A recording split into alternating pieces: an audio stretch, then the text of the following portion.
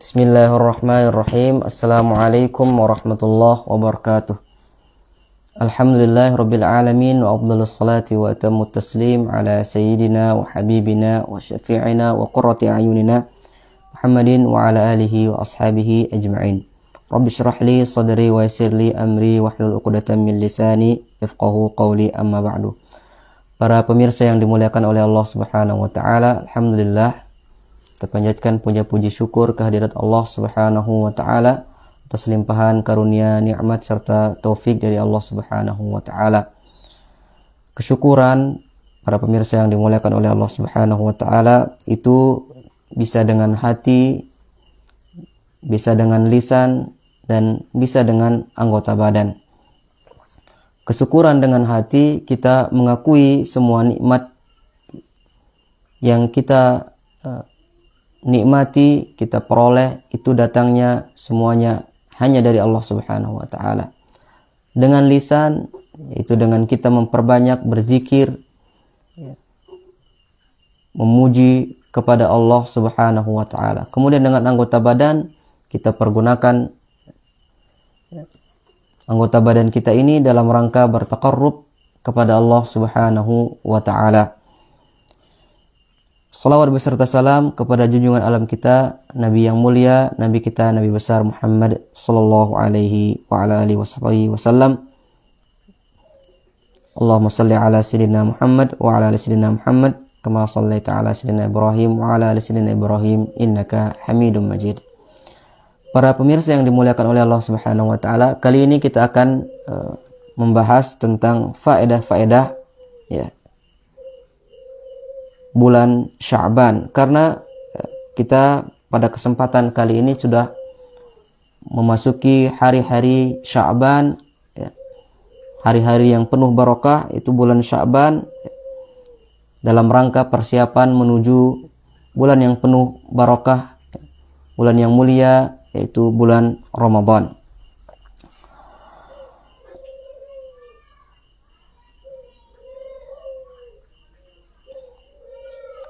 Para pemirsa yang dimuliakan oleh Allah Subhanahu wa taala, kenapa dia dinamakan bulan Sya'ban? Kenapa dia dinamakan bulan Sya'ban? Dan Sya'ban adalah bulan yang ke-8 antara bulan Rajab dan bulan Ramadan. Kata para ulama, qila litasha'ubil qabail fil gharat. Dia dinamakan bulan Sya'ban litasha'ubi karena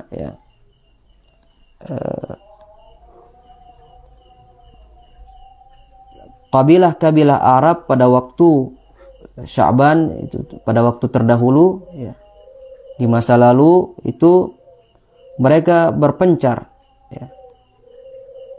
di goa-goa. Mereka pergi ke goa-goa, Sumya bidzalika qila. Ada juga yang pendapat yang mengatakan kenapa dia dinamakan bulan Sya'ban, li'annal Arab kanu yatasha'abuna yatafarraquna fihi li talabil miyah. Karena pada bulan Sya'ban itu adalah bangsa Arab terdahulu, mereka berpencar, yatafarraqun, sya'ab. Di bulan Sya'ban itu dalam rangka mencari air. Itu terjadi di bulan Sya'ban. Wa qila, ada juga pendapat yang mengatakan li'annahu sya'aba ay zahara baina syahrai Rajabin wa Ramadana. Dia dinamakan bulan Sya'ban juga karena dia sya'aba ay zahara, karena Sya'ban itu tampil muncul di antara bulan Rajab dan bulan Ramadan. Jadi itu alasan kenapa dia dinamakan bulan Sya'ban, karena dia mekar, dia keluar, dia tampil di antara bulan Rajab dan bulan Ramadan. Kemudian apa yang dengan apa kita mengisi bulan Sya'ban ini? Disebutkan oleh para ulama, di antara amalan yang kita isi dengannya bulan Sya'ban, yaitu ya, dengan memperbanyak puasa. Diriwayatkan dari sahabat yang mulia Usamah bin Zaid radhiyallahu anhuma qala,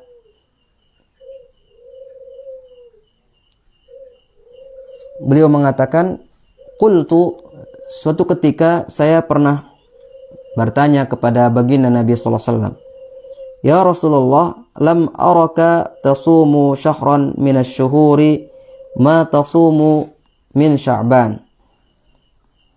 Ya Rasulullah, aku tidak pernah melihatmu berpuasa lebih banyak dari puasa yang engkau lakukan di bulan-bulan yang lainnya, dari puasa-puasamu,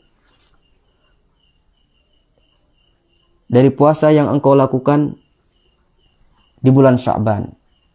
Kenapa engkau memperbanyak puasa di bulan Sya'ban ya Rasulullah? Yang puasa di bulan Sya'ban yang engkau lakukan ini ya banyak sekali jika dibandingkan dengan bulan-bulan yang lainnya. Maka Rasulullah SAW pun menyebutkan alasan beliau, ya, kenapa beliau memperbanyak puasa di bulan Sya'ban.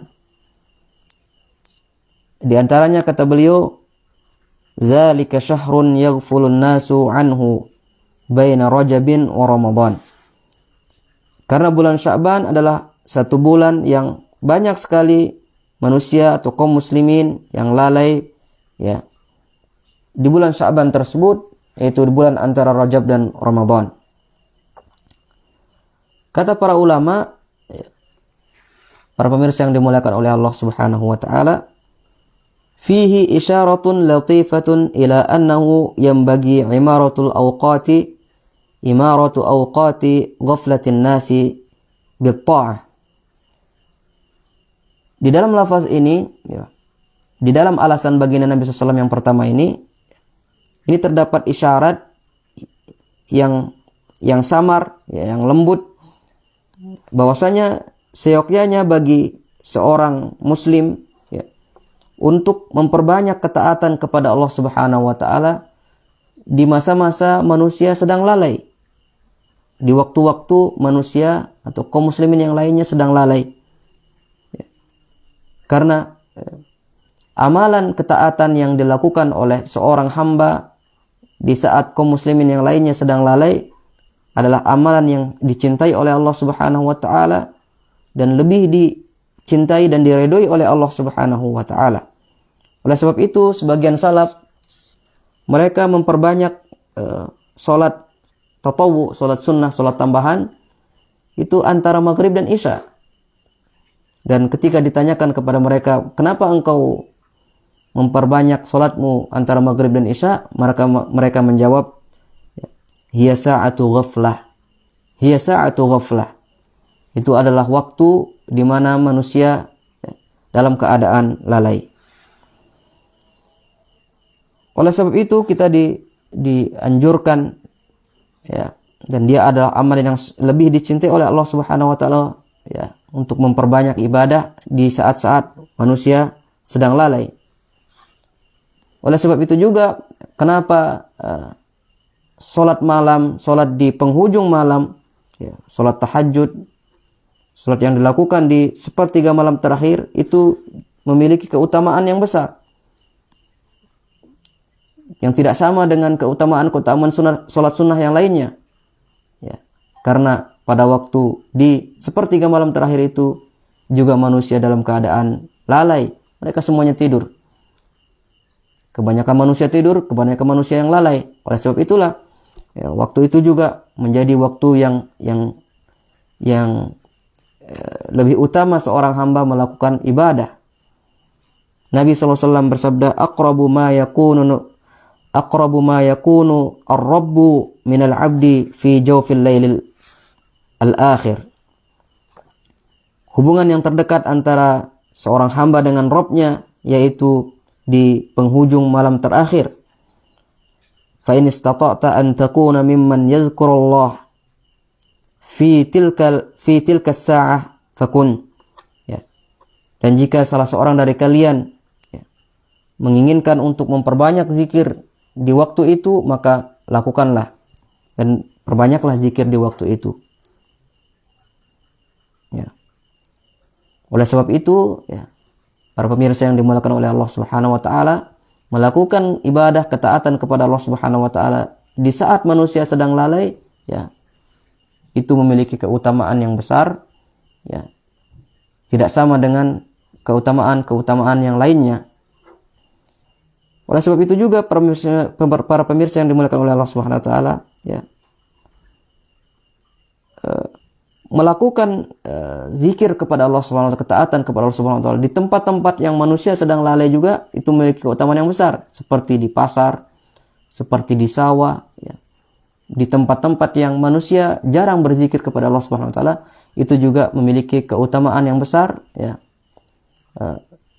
Yang tidak sama dengan keutamaan yang lainnya, ya, dari tempat-tempat seperti di masjid dan yang lainnya. Dan memang masjid dia adalah tempat orang berzikir kepada Allah Subhanahu wa taala.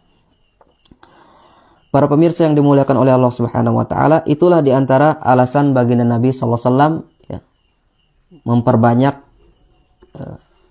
ibadah puasa yang beliau lakukan di bulan Sya'ban, karena bulan Sya'ban adalah bulan di mana banyak sekali kaum muslimin atau manusia yang lalai dari beribadah kepada Allah Subhanahu wa taala. Kemudian kata baginda Nabi SAW, di antara alasan beliau memperbanyak puasa di bulan Sya'ban, kata beliau, wa huwa syahrun turfa'u fihi al-a'malu ila rabbil alamin. Bulan Sya'ban, ya, dia adalah bulan di mana amalan seorang hamba diangkat menuju Allah Subhanahu wa taala Rabbul Alamin. Fa uhibbu ay yurfa'a amali wa ana sha'imun. Maka aku sangat senang, aku sangat cinta, ya, tatkala amalanku diangkat, ya, menuju Allah Subhanahu wa taala sedangkan aku dalam keadaan berpuasa. Dan ini adalah alasan yang kedua dari baginda Nabi sallallahu alaihi wasallam. Jadi, ya, bulan Sya'ban, ya, dia adalah bulan di mana amalan seorang hamba, ya, diangkat menuju Allah Subhanahu wa taala, ya, amalan yang dia lakukan di satu tahun itu. Dan kita mengetahui, para pemirsa yang dimuliakan oleh Allah Subhanahu wa taala, ya, para ulama membagi amalan itu diangkat menuju Allah Subhanahu wa taala menjadi 3. Ya. Mereka mengatakan ar-raf'ul yaumi, amalan itu diangkat per hari. Jadi amalan-amalan kita itu pertama diangkatnya per hari, kemudian diangkatnya per minggu, kemudian diangkatnya per tahun. Per hari, sebagaimana sabda baginda Nabi SAW, yurfa'u ilaihi amalul laili qabla amalin nahar. Ya. Diangkat kepada Allah Subhanahu wa taala amalan yang dilakukan oleh seorang hamba pada malam hari sebelum amalan di siang hari. Wa amalun nahari qabla amalil lail. Begitu juga dengan amalan yang dilakukan di siang hari, ya, itu pun diangkat, ya. Di dalam riwayat yang lainnya, ya, Nabi SAW bersabda, yata'aqabuna fikum malaikatun bil laili wa malaikatun bin nahar. Ya. Berganti-gantian, ya, mengawasi kalian, ya, malaikat di malam hari dan malaikat di siang hari. Wa yajtami'una fi salatil fajri wa salatil asri. Dan mereka berkumpul, ya, bertemu di waktu salat subuh dan salat asar. Jadi amalan yang kita lakukan dari asar tadi sampai subuh besok, insyaallah taala, ya, diangkatlah dia di waktu subuh itu, ya. Ya. Jadi malaikat itu berganti-gantian mengawasi manusia. Jadi dua malaikat, ya, berganti-gantian mengawasi manusia, mencatat amal manusia, kemudian diangkat menuju Allah Subhanahu wa taala. Kapan dia diangkat? Yaitu pada waktu subuh dan waktu asar, ya. Amalan yang kita lakukan di waktu subuh sampai asar itu diangkat di waktu asar, dan seterusnya seperti itu, ya. Nah, inilah dia pengangkatan amal manusia. Jadi amal manusia itu diangkat 2 kali sehari. Maka oleh sebab itu barang siapa yang berbuat ketaatan di waktu yang dua itu, yaitu pada waktu subuh dan asar, ya, maka dia diberkahi, ya. Burika lahu fi rizqi wa fi amali, ya. Diberkahi, ya, di rizkinya diberkahi, dan begitu juga amalnya, ya, jika dia melakukan ketaatan di waktu itu. Oleh sebab itu, ya, ini menunjukkan sholat subuh memiliki keutamaan yang besar, disaksikan oleh dua malaikat. Begitu juga sholat asar, itu juga memiliki keutamaan yang besar karena dia disaksikan oleh para dua malaikat. Kemudian para pemirsa yang dimuliakan oleh Allah Subhanahu wa taala, ya, amalan kita itu diangkat per hari, begitu juga dengan amalan kita diangkat per minggu, ya. Maka diangkat amalan seorang hamba itu di dalam satu minggu itu dua kali, yaitu pada hari Senin dan hari Kamis. Sebagaimana di dalam hadis itu disebutkan, tu'radu a'malun nasi fi kulli jum'atin ay usbu'. Diangkat amalan seorang hamba itu pada setiap hari, setiap Jumat, itu setiap pekan, marratain, dua kali. Yaumal Isnain wa yaumal Khamis, pada hari Senin dan hari Kamis. Fayughfaru likulli 'abdin mu'min, maka diampuni bagi setiap mukmin, ya, pada hari Senin dan Kamis itu. Illa 'abdan bainahu wa baina akhihi syahna, kecuali hamba-hamba, ya, yang berselisih dengan yang lainnya, dari orang lain dengan orang lainnya. Kecuali dua orang hamba yang berselisih di antara keduanya, ya, itu tidak diampuni oleh Allah Subhanahu wa taala. Tatkala amalannya diangkat, fayuqal, maka dikatakan kepada orang itu, kepada malaikat, utruku hazaini hatta yafi'a yarji'a. Tinggalkan dua orang yang berselisih ini sampai mereka menyambung lagi persaudaraan mereka. Oleh sebab itu, ya, kita pun disunahkan, ya, berpuasa di hari Senin dan Kamis, ya, setiap pekannya, karena pada waktu itu amalan kita diangkat oleh Allah menuju Allah Subhanahu wa taala. Kemudian di antara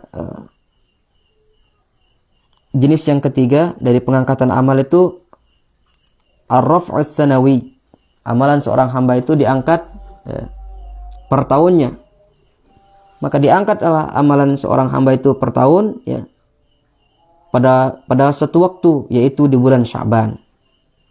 Sebagaimana sabda Nabi SAW di dalam hadis ini, dalam hadis yang sudah kita bacakan tadi, kata Nabi SAW, wa huwa syahrun turfa'u fihi al-a'malu ila rabbil alamin. Bulan Sya'ban adalah bulan di mana amalan seorang hamba diangkat menuju Allah Subhanahu wa taala. Kemudian diangkatlah amalan seorang hamba itu, ya, semuanya ketika dia meninggal dunia. Oleh sebab itu para pemirsa yang dimuliakan oleh Allah Subhanahu wa taala, kalau bisa kita perbanyak puasa di bulan Sya'ban ini, maka itu sangat bagus sekali, ya. Karena bulan Sya'ban, ya, dia adalah penutup, ya, sebelum diangkat amalan-amalan kita, atau dia adalah bulan Sya'ban itu saat-saat di mana diangkat amal kita, ya. Dan alangkah bagusnya kita memperbanyak amal soleh di bulan Sya'ban ini, ya, di saat-saat amalan kita itu diangkat menuju Allah Subhanahu wa taala. Dan jangan sampai kita berbuat maksiat, ya. Memperbanyak berbuat maksiat di bulan Sya'ban ini, ya. Jangan sampai amalan-amalan yang diangkat yang terakhirnya yaitu amalan-amalan yang buruk, ya. Kemudian para pemirsa yang dimuliakan oleh Allah Subhanahu wa taala. Jadi itu dia yang pertama yang harus kita perbanyak di bulan Sya'ban ini, yaitu memperbanyak puasa, ya, memperbanyak puasa. Sebagaimana hadis yang sudah kita bacakan dari Siti Aisyah radhiyallahu anha.